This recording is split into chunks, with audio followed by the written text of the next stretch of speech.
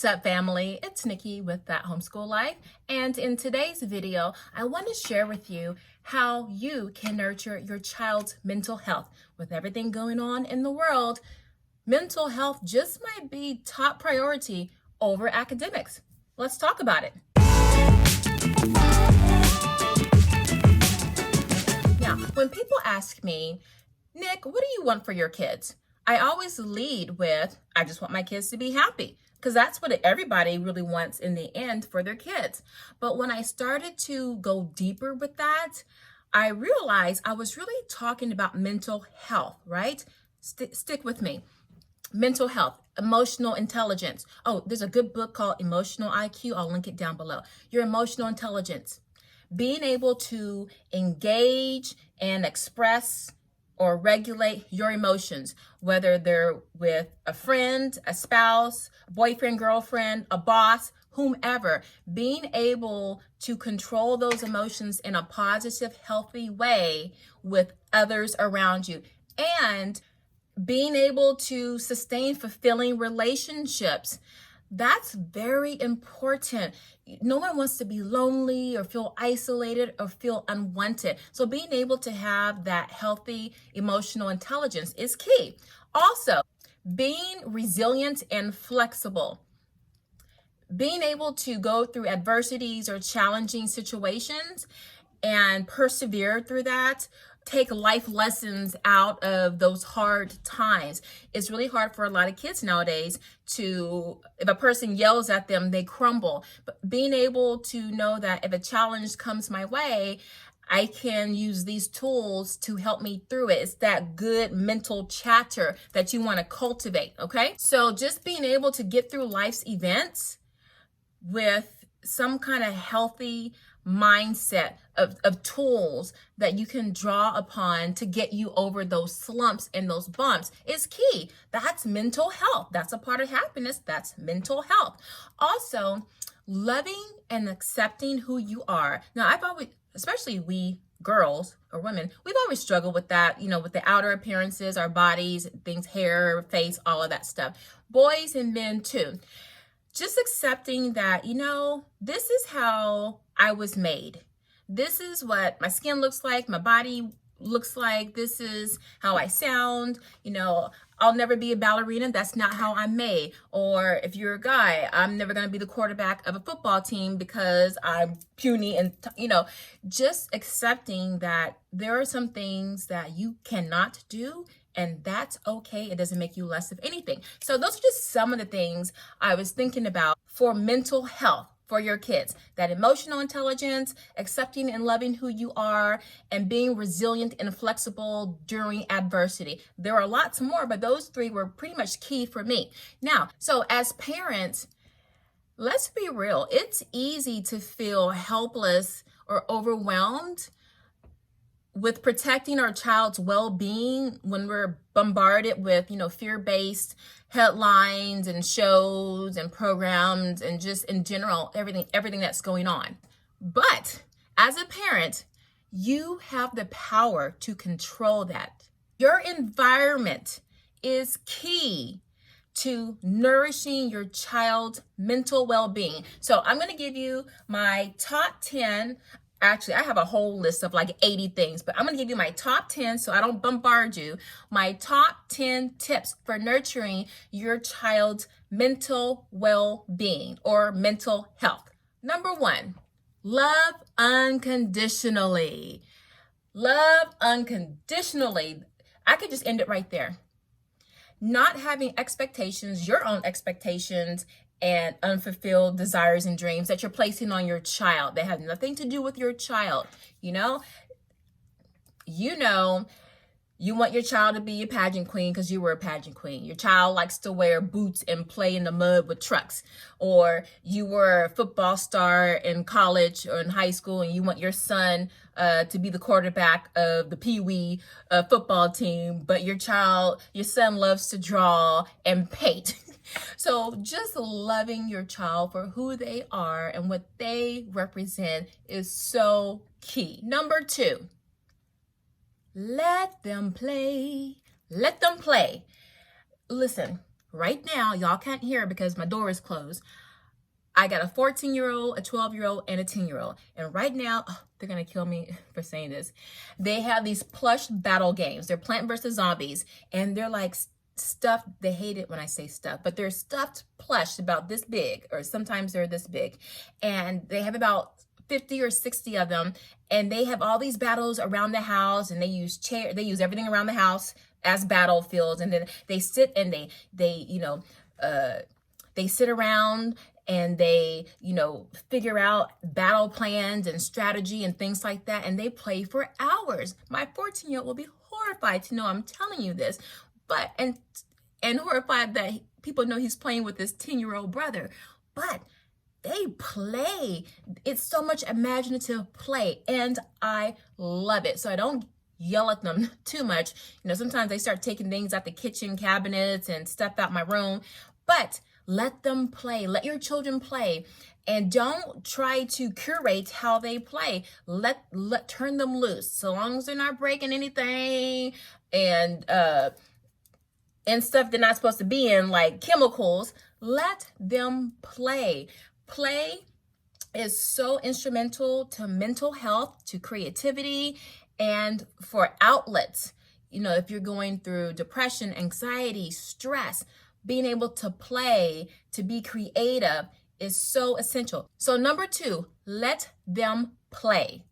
Number 3, apologize when you mess up. You apologize. Some of us feel as parents we can't make any mistakes, or if we do, we can't let our kids know because we're infallible. No. Your kids know you're not infallible. Your kids know when you forget something, when you lie about, your kids know. Fess up. They'll have more respect for you. You'll earn more street cred from them. And when they get older, especially in their teen years, they're more likely to come to you with issues because they feel like, you know what, my mom's real, my dad's real. They say what they mean, and they don't sugarcoat things. And if they don't know, they don't know. And when they're wrong, they let me know. So apologize. Apologize when you mess up. Number 4, engage in problem solving with your kids. They don't know what to do when they are faced with a problem and they crumble. What do they call that? The snowflake syndrome, right? Put them in situations where they can problem solve. Are your kids fighting over screen time, over Xbox, over girls, moms of girls? I don't know what girls fight over, like jewelry or shoes or clothes. Sit them down and problem solve. I love telling this story. Miss Diana Ross, the great singer from the Supremes who ventured out on her own, she had her daughters, when they would fight, she would have them go into their room and they had to problem solve the situation, and they could not leave the room until they figured out what to do. I think that's beautiful. It gives your children practice, lots of practice to work on talking. When they're excited, their heart's racing and their face is red and hot, they get lots and lots and lots of practice being able to articulate their needs and their feelings. There you go, your emotional intelligence. They also get practice just being able to listen to others, okay? And eventually they can start learning perspective taking. But you have to get them together in lots of situations to practice those problem solving skills. So don't be quick to rush to the aid of your children. Let them mess up and then tell them they need to figure it out. I hate saying don't ever tell your child, go apologize to your brother or sister. I say, go make it right. I always say that, because me telling my child, go apologize, I've just decided what the consequence is. The consequence is you're going to apologize saying that, and they don't mean it. So now when I say go make it right, they have to think, well, how am I going to make it right? Well, I know he does like Legos. I'll give him one of my Legos and this because I broke this. I ripped her blouse. Okay, well, I know she likes this red sweater of mine, so I can give her that sweater. Or I could tell her I'll give her $3 a week until, she can afford to buy a new sweater. Or, they have to start thinking, problem solving. based off of mom didn't save me this time, okay? So engage in problem-solving situations. Number 5, teach good sleep habits. Don't sleep on how important sleep is, pun intended. Ariana Huffington, she wrote a book titled Sleep, and it's a really good book. But listen, sleep is so essential. You know, it's really important for the littles.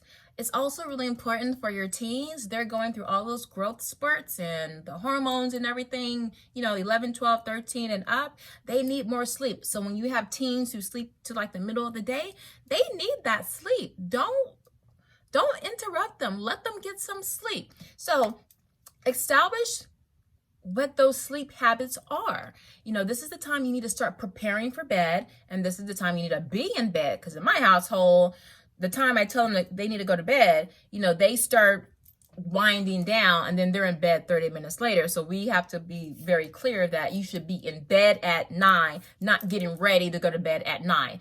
But also, what time to wake up? What's an ideal time? So start reading some little articles on sleep time for kids, and build in naps throughout the day. A lot of successful businessmen, they take power naps throughout the day. They know the benefits of sleep, even if it's just in a short burst. So don't sleep on good sleep habits. Do some research on that. As a sidebar, at night, I give my children a magnesium supplement. It helps to calm them down. So totally natural. I might make a video on the supplements that I give my kids, but magnesium is very good to help you wind down into sleep. Okay. Number 6, whole nutritious foods, nutritious whole foods. You could be doing all the right things, all the things I've said so far, but then you go to the frozen food section of Vons or Walmart, Safeway, and you get chocolate covered French fries or donuts, you know, just red licorice juice. I don't think I need to say that much more. Whole foods that you can take off of a plant or a tree or pull from the ground. The more you incorporate that into your meals and your snacks, the more your child has a chance of having mental balance, okay? Sometimes a lot of these mental health issues are chemical imbalances that can be rectified with proper diet. Now, that's a whole nother video. I'm not a doctor or anything like that. I know what has worked for our children, and I know that having more whole foods in your diet is really key to your body being able to extract all the vitamins, minerals, and nutrients to help your body perform at its fullest. And when your body is feeling great, you feel great, okay? So there's that connection there, right? Number 7.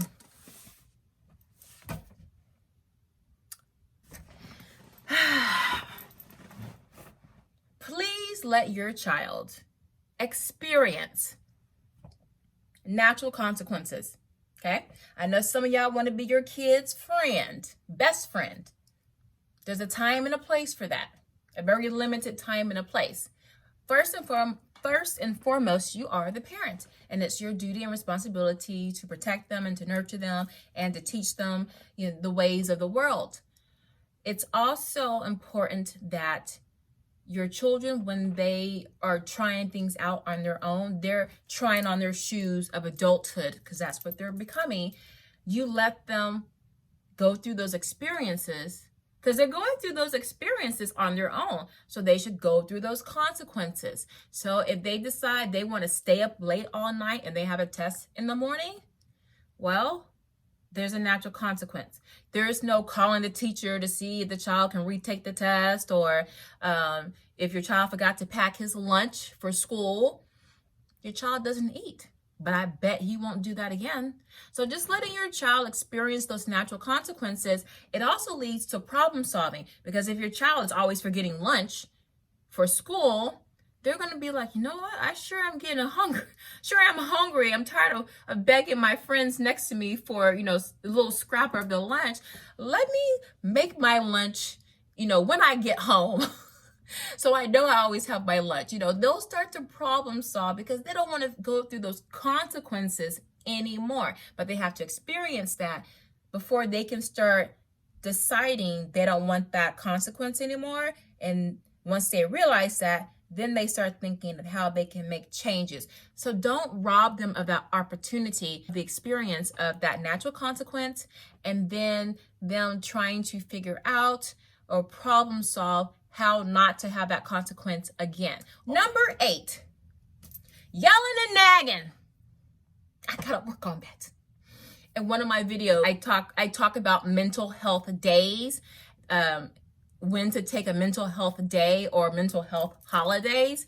And one of my mental health holidays is called Mom Bomb, because my kids said, "Oh, Mom, you go off like a bomb sometimes." So we're gonna call this Mom Bomb. So I've grown from it, but the name still sticks. So that was my mental health break, where I have so much going on, and I would just like, the littlest thing would make me go off like a bomb, and I would be yelling and stuff like that. But I don't have to do that anymore, because I know when those stressful times come, this is what I do, A, B, and C, so I get the consequence that I want.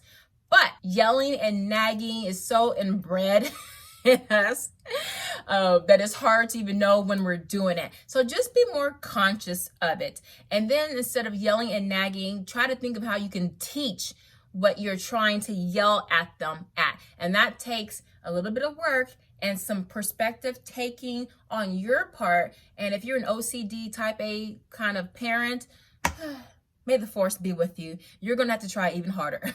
You're going to have to try way harder. But definitely replace yelling and nagging with more teachable moments. The kids will remember the teachable moment more than the 50th time that you yelled at them or you nagged at them, because they just turn off. Okay. Number 9, be a role model for positive self-care. Okay. If you running around with your head cut off, looking rough and tired, teeth ain't brushed, clothes all disheveled, very unorganized, your car is a hot mess, if your kids see all that, and they start to, replicate what they see. So if you are a hot mess, your kid fill in the blank. So being a role model, just keep your desk clean, or the car clean, or make sure your personal hygiene is on point. Let them see you care for yourself in a positive way, so they know that, oh, Mom values herself. I tell my kids, know your value and add tax. Especially for you girls out there, because a lot of times girls really don't know their value, and a lot of things happen.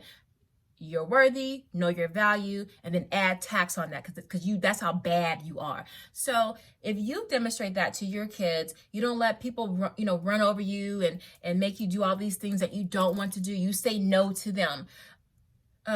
Auntie Lisa is always asking Mom to come and pick her up for this and that, and Mom's finally saying no and spending time with us, or just all the things where you're getting punked or you're just not handling your business, they see. So flip that and make a conscious effort. Write down all of your vices, all of the things that you're struggling with. Find the easiest thing to change. Start there, and then change that, and then let your kids see it, okay? If you read, don't read in the dark in the bed. Read all around the house so your kids can see that Mom is a reader. That's positive self-care, being able to feed your mind and take yourself to different worlds, or you're educating yourself. When I was in grad school, my kids saw me struggle, and they also saw that I made the dean's list and I got A's in my classes. They saw the struggle, they saw that I did not give up. If you are not a role model, real talk, and you're not a role model, find somebody who is, and let your child be around them as much as they can, okay, until you can pull yourself up to be a role model. So that's it. Those are my 9 tips for how to nurture the mental health in your child, okay? So don't be overwhelmed. Just choose one thing from this list and work on that. Maybe try one thing each week, okay? It's baby steps, baby steps. So I will see you another day with a new video. I love you guys. Thanks for watching.